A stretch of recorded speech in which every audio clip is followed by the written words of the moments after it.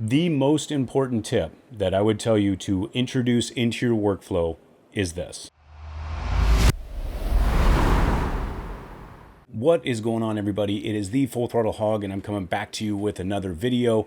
And in this video, we are going to go over some GoPro stuff for motovlogging. And in this new series, we're going to go over everything from creating your channel, your branding, and your search engine optimization, uploading your first videos, everything that I've learned the hard way, and maybe some mistakes to avoid so you can hit the ground running, along with the challenges that you're going to face from creating the channel that I have done not only once but twice.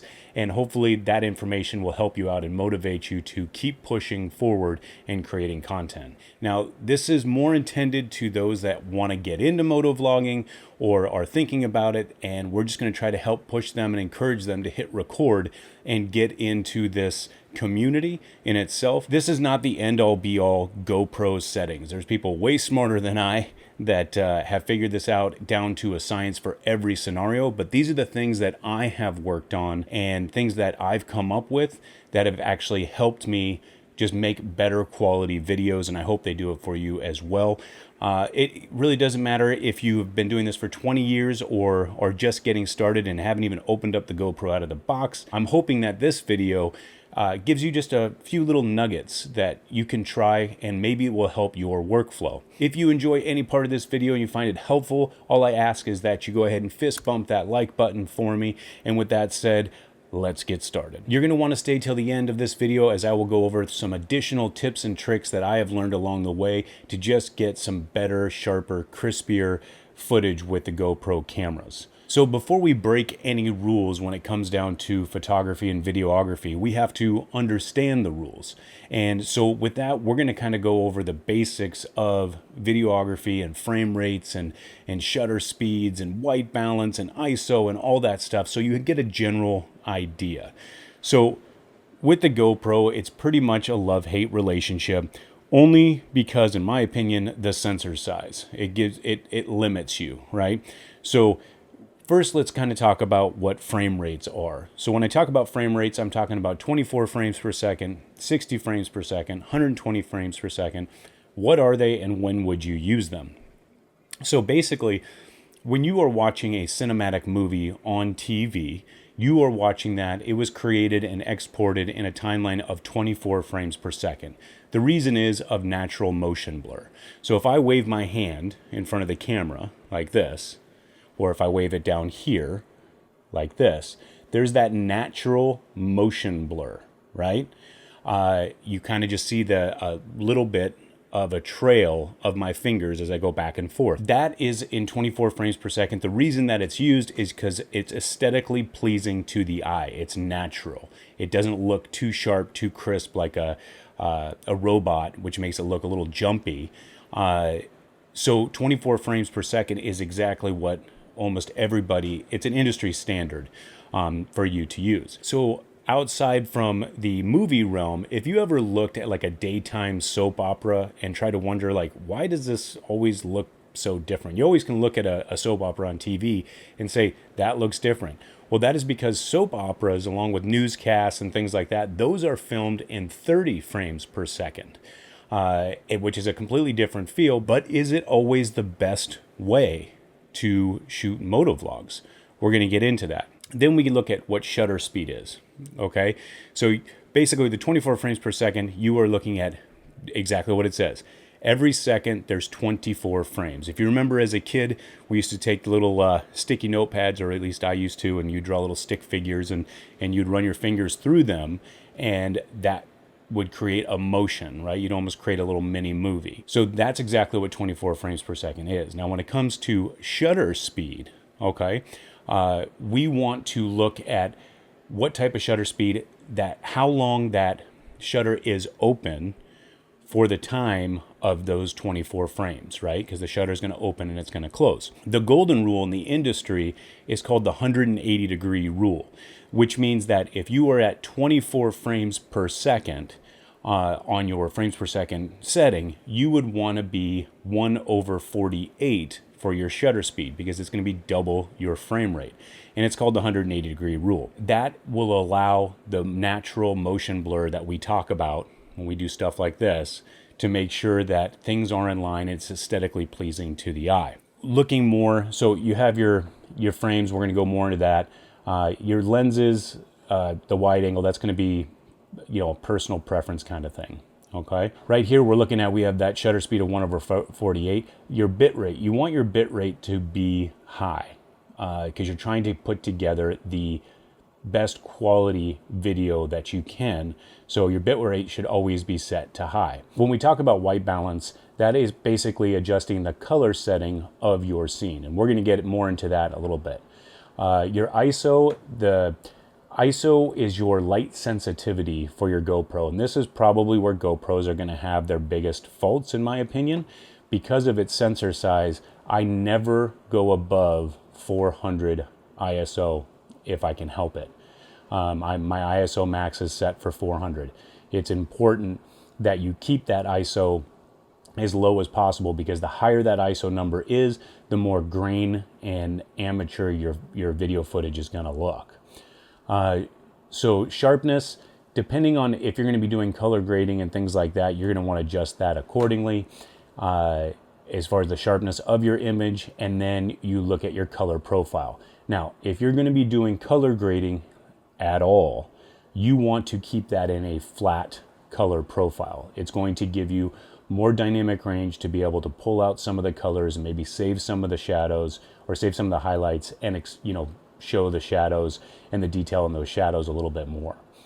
Raw audio, I really don't care about that. And then my wind stuff. This is on the GoPro 8, but this doesn't matter if you're on the GoPro 8 or the GoPro 4, which is still my workhorse, or the GoPro 9. It really doesn't matter. The concepts are all the same. Probably the most popular Instagram message I was sent after the Sturgis Doesn't Care video was which GoPros did I use, and also how did I get them to flow with other professional cameras and drone footage. So we'll talk a little bit more about that. But on this, we're just using the 8 for this example and to show you these settings. So that's the basic concept and the setup and the general rules for the GoPro. So now I will tell you that knowing the basic rules, we can look at breaking those rules, right? Because we're talking about motovlogs. We're talking about putting things on a bike that's going to be exceeding 20 miles an hour and probably as high as 80, 100 miles an hour, depending on, maybe even above that if you're on a track. And we're going to go over the settings that are recommended and what I use to give you the best picture quality. Because if you stay in a 24 frame per second and 180 degree rule, one, without an ND filter, which we'll discuss, it's going to be almost impossible. So you're going to have to make some adjustments there, or it's just going to be completely blown out. You know, the other thing, staying in that 180 degree rule, is it creates too much motion blur. The viewer and the viewer experience of watching that actual video, everything is blurry. You really can't see what's going on. And let's be honest, when people are watching motovlogs, they want to be able to kind of see the surroundings and take that in for just a second. So we got to make some adjustments. So with your GoPro, what are the settings that I would recommend? And I've done trial and error on a lot of this for a long time. So one, I'm going to change my frames per second, and I'm going to bump that to 60 frames per second. Okay. And we'll get back out of this. So I changed it to 60 frames per second. I'm going to keep the lens on wide. So hyper smooth is going to be on 60 frames per second at 4K. When we go down into the first things that I go to, obviously my bitrate's high, I go to my shutter. So the 180 degree rule here would be, if we're at 60 frames per second, our shutter speed should be at 1/120th. However, that's just not going to work all the time, especially the way the GoPro operates. So you could crank this thing all the way up to 1/960th of a second for your shutter speed. And as you can see, things are completely dark, and the more you open it up. So there is even a higher setting, believe it or not, which is auto shutter speed. In the beginning, I absolutely was going to stay away from auto shutter speed, but I found that it actually works the best when you're working in the 60 frames. So We're at 60 frames per second. Our shutter is set for auto. We're going to go with our exposure value compensation, and we're going to bump that down to -1. Okay, because a lot of the times with the GoPro, it's going to expose a little bit too much brightness, and your highlights are going to be blown out. If you go down to -1, that's actually going to save your highlights, and your image is just going to look better. Looking at the white balance, again, that's going to be the color temperature depending on what you want your scene to look like and what is the feel you're trying to deliver. We talked about the ISO 100 and the 400 max, and so going back to your white balance real quick, if I want the images to look a little warmer, I can bump it all the way up here to 65, and that's K, that stands for Kelvin. If I wanted the image to look cooler, and I go down to 2800, you can see how blue that image is, and that's pretty much how you control your white balance. And that's depending on the video that you're creating and your own personal feel for that. So sharpness, like I said, if you're gonna be doing any type of color grading after the fact, you want your sharpness to be down to low, because you're gonna be adding your sharpness in later in post. So you want that to be down to low. So when it comes down to the profile, I do all my own color grading, so I keep that flat. If you don't want to mess with any color grading whatsoever, that's fine. Here's a little pro tip for you. You can go to a GoPro Color profile here, right? So that's GoPro Color, and all you need to do in your post, and any video editing software is going to have this, just turn down the saturation a little bit, turn down the contrast a little bit, and you're going to be fine. But because I do all my own color grading, I set that over in a flat profile. So with that, I mean, that is the basic understanding of the settings that you should try for if you're on the bike and you're motovlogging. With that being said, you need to make adjustments as you go along, which means that if you get off the bike and you're going to be using a GoPro for a talking head moment, you need to go back into your GoPro and adjust those settings back to a 24 frames per second at 1/48th, and that would be if you have an ND filter. If you've been watching this channel for a while, you know that I absolutely love ND filters. I have ND filters from Polar Pro on just about every camera, every GoPro. I have since gone away from the ND filters on the GoPro, and here is why. When you have an ND filter on the GoPro, your image stabilization almost becomes non-existent. And let's be honest, that's why we use GoPros, is because of the image stabilization. So I've had to compensate, even though I would love to stay in that 180 degree rule, I need to make sure I have usable footage when I get back into post. So I've taken off my ND filters minus the 4, only because the image stabilization in the Hero 4 Silver is not like the newer models, and it doesn't affect it like the newer models. So I keep that ND filter on there, but I have since gone away from using ND filters on my GoPros. But because I don't use those ND filters, I need to make the adjustments in camera, and that is another reason why I've chosen the auto shutter speed. Typically you'd want to stay away from that, because if you go from a sunny area to a shadowy area and then back to a sunny area, it creates a headache in post. I have yet to run into a situation where that's actually taken away from the project. So I've just kept it on auto and been able to make all my corrections in post and have usable footage. So what are the tips and tricks that I have for you? These are going to be things that I would encourage you to try, and hopefully this helps you just try new things and maybe see a look or get creative with a feel that you weren't doing before. So here are my tips that I have for you. Tip number 1 is almost a no-brainer, but I'm surprised how many people don't do it, is you need to take your time and get the settings right prior to hitting record. Take the extra few seconds to go in. If you haven't already, you will go to a moment where you thought you were filming in 24 frames per second and you were ended up in 120 frames per second. There was no audio, and it just completely ruined that shot. Take that extra 30 seconds to a minute to go in and review all of your settings before you hit record. Tip number 2, if you're in a group setting, and a lot of us like to go out into groups, but not everybody's a video editor, right? So they want to help out and they want to say, hey, I've got a GoPro, it's on my bike, and I'll just give you the footage.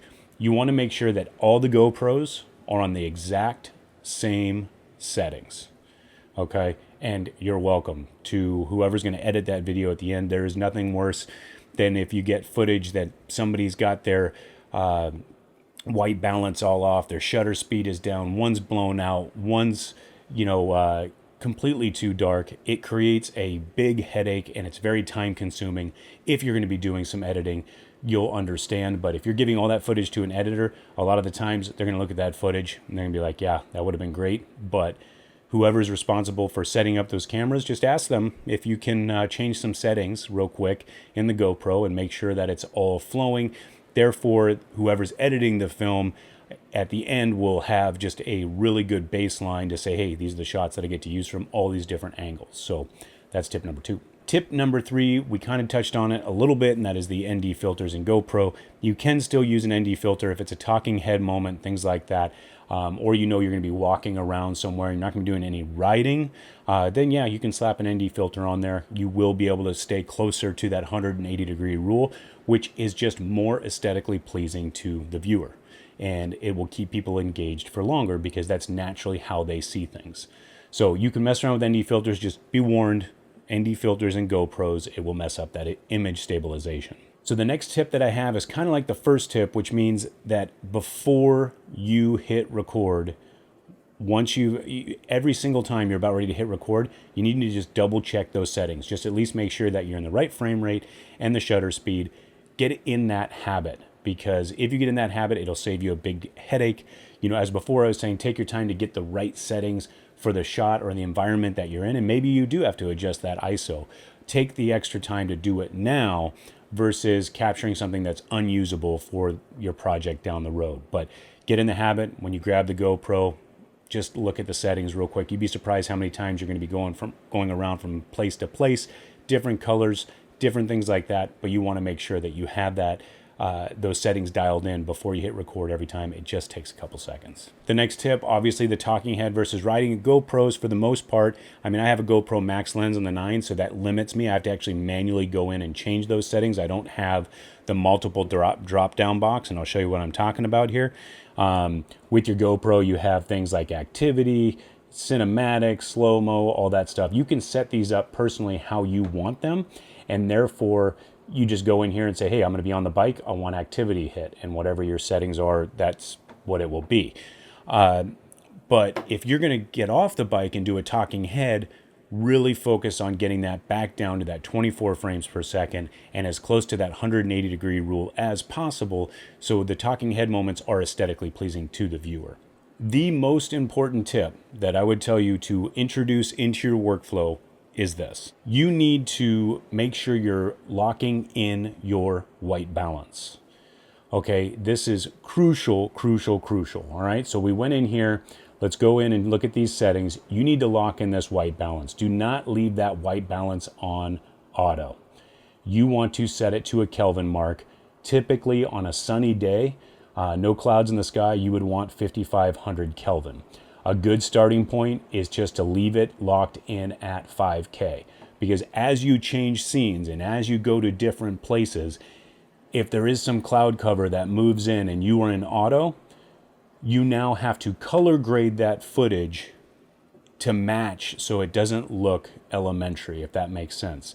Like I said, the Sturgis Doesn't Care video, I was able to get all of those GoPros to flow with the Nikon and flow with the drone, because I had the white balance set exactly the same for all of them. So if there was one adjustment I made in a color grade or a color match, it was applicable to the rest of the cameras, and that allowed it to flow a lot easier. It saved me a ton of time in post-production. Folks, if this helped you out, do me a favor, just fist bump that like button for me. It'll let me know that you enjoyed this content and you would like to see more of it and that you're getting something out of it. And until next time, y'all ride safe, be safe, and we'll catch you on the next one.